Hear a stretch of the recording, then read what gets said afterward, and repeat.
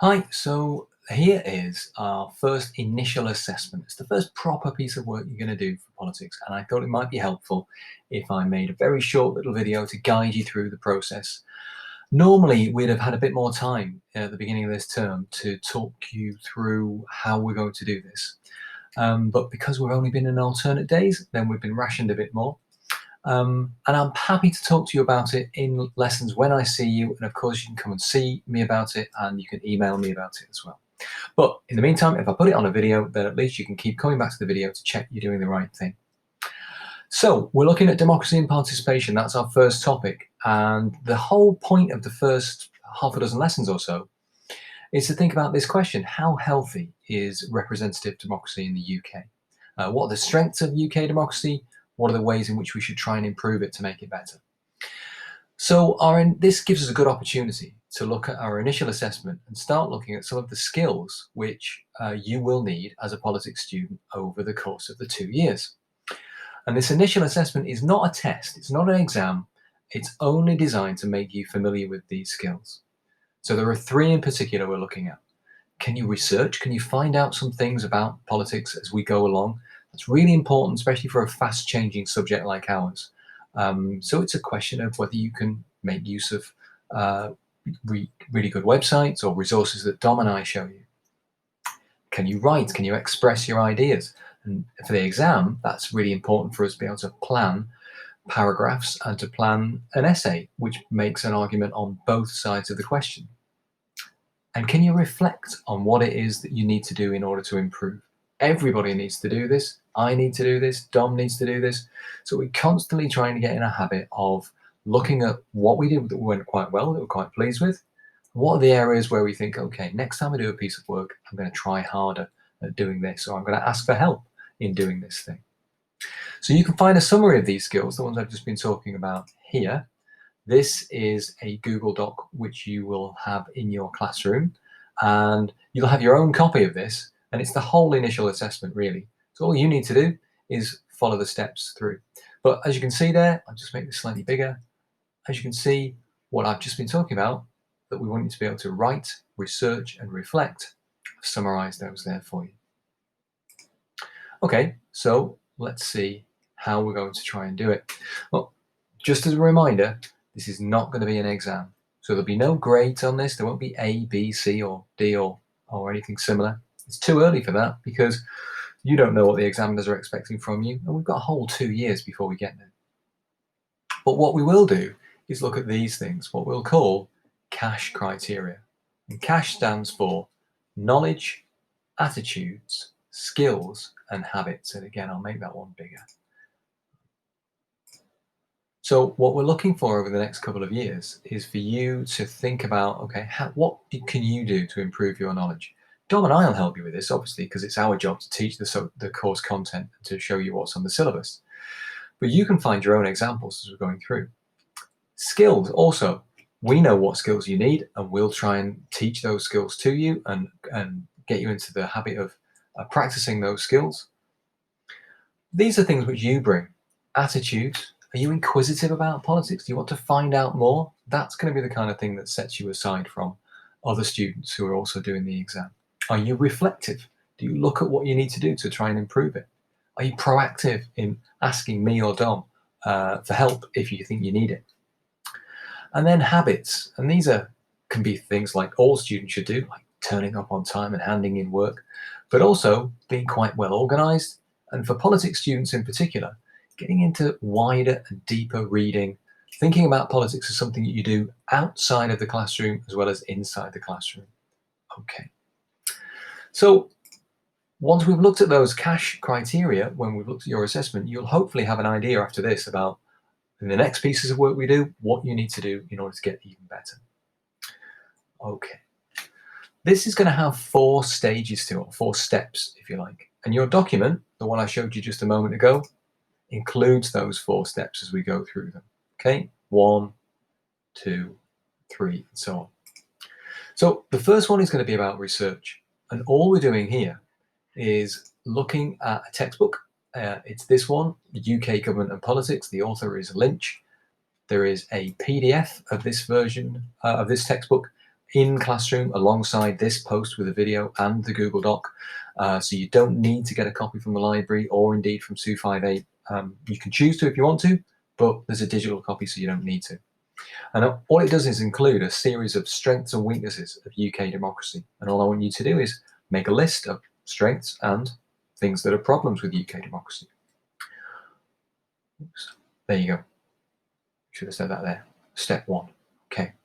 Once you've looked at these, they cover quite a wide range of areas. You will hopefully want to focus on one topic. And it will hopefully be one of these topics as well. And what I'm going to ask you to do is do some deeper research by looking at this link. It's from a website called Democratic Audit. An audit is a kind of weighing up, isn't it, of things that are good and things that are not so good about UK democracy. This one's a couple of years old now, but it's still relevant to us and the work that we want to do. And what it does is list a whole series of topics. You can choose which one you want to look at. And when you click on them, I'll just pick on this one for the moment, the electoral system that we have for the UK.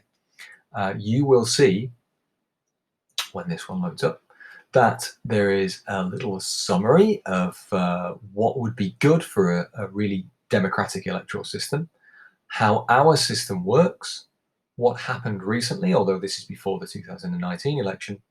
And then the best thing about this site is it gives you all the material you need to help write this piece of work. Strengths, weaknesses, opportunities, and threats, what we sometimes call a SWOT analysis. So these are the good things about our UK electoral system. These are the weaknesses of it. And in that case, then, you've got the beginnings of all the things you need to write your essay. As I say, you don't have to do it on voting. It could be on one of these things. It could be on interest groups, or what we sometimes call pressure groups. Or it could be on political parties in the UK. Or it could be about the way in which Parliament works. Now, I've chosen these 4 because they're the 4 that are most relevant to topics that you're going to do in the first year of politics. So any work you do here on this assessment will actually still be useful for the lessons later on when we're studying these topics. It's not separate or a kind of useless bit of work that we're getting you to do. And there it was summarized. Good. And the idea is you'll fill this in on the document that you've got in your classroom. So you've got this document which is made for you. Okay, you've got your own copy of this. And you'll fill it in, type in the boxes there, and then also do your own research here. That means that we'll be able to see it. We'll be able to see that, okay, you have actually kind of like taken this seriously and done some good research for it. Okay, write the essay. So the essay is going to start like this. To what extent does the way something, whichever you've chosen, operates in the UK undermine democracy? Now, because it says to what extent, that means that it almost certainly does undermine democracy, and it probably doesn't as well. There's 2 sides to the argument. Every essay we write in politics is going to have 2 sides of the argument. So this is going to be really straightforward, really easy for the first one. You're going to write an introduction of 100 words. We're going to agree with the question. Yes, it does undermine UK democracy, whatever you've chosen. Could be voting, could be Parliament, something else. What's wrong with it? But we're going to defend it. No, actually, we can find some ways in which it doesn't undermine UK democracy. And then having looked at the for and against, we're going to make a judgment. On balance, you will argue, hopefully, in your conclusion, there are more strengths than weaknesses, or vice versa.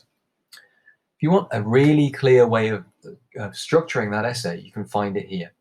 And again, this is your initial planning document, which is the same one I was showing you here.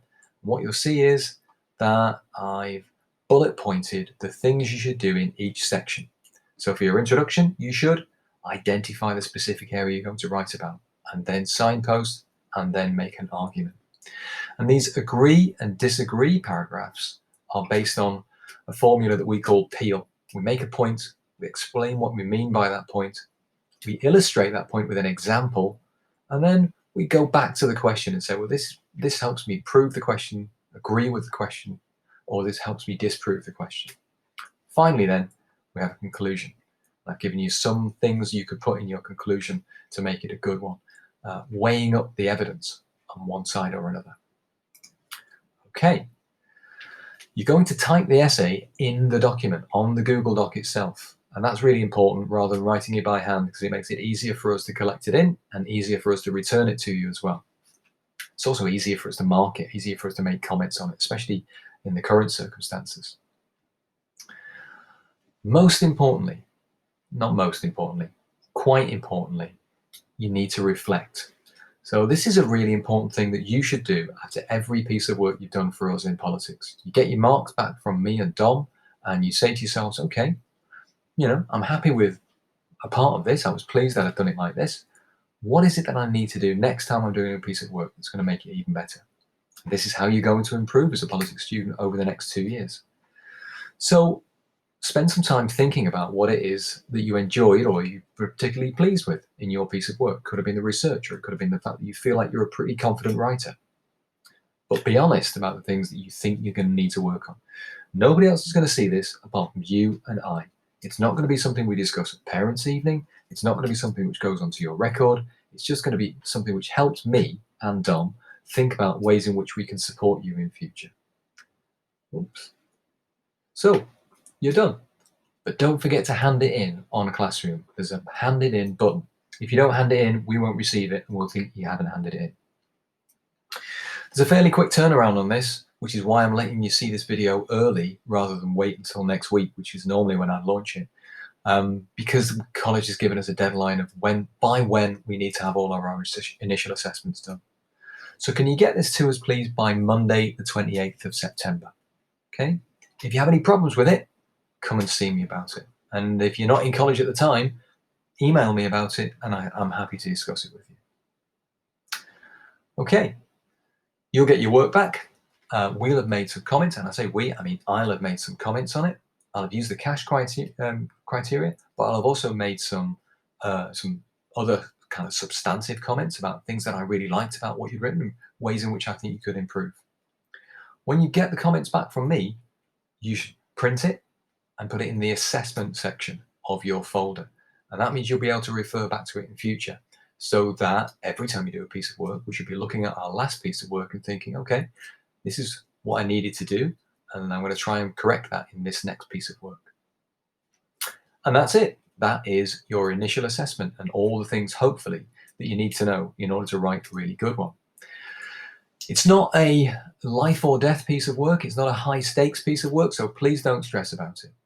But it is a really useful piece of work for you to learn a bit more about democracy and for me to understand what kind of writer you are and how I can help you become a better writer over the next 2 years. Okay. Like I say, if you have any problems with it, email me or come and see me in 258.